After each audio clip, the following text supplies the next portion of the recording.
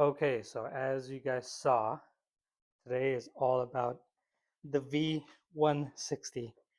I'm going to replace the clutch line here, but that goes up into the hydraulic bearing, and that's the bleeder there. We're going to leave the bleeder as is, but I am going to be replacing the clutch line. So we'll get that done.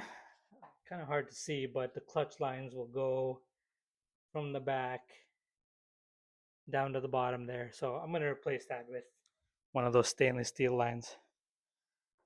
Um, I'm also going to record removing the shifter and the tripod there because it was very tricky to put on.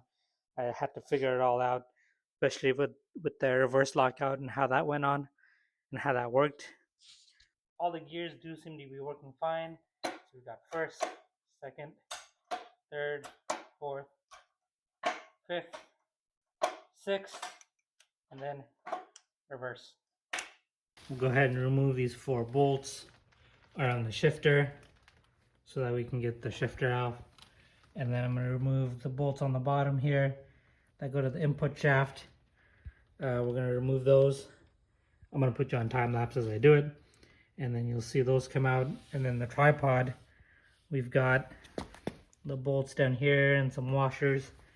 So this is mostly for me so I remember where everything goes afterwards. And then we'll have the bolt here for the tripod as well. And there's little bearings that go in between there.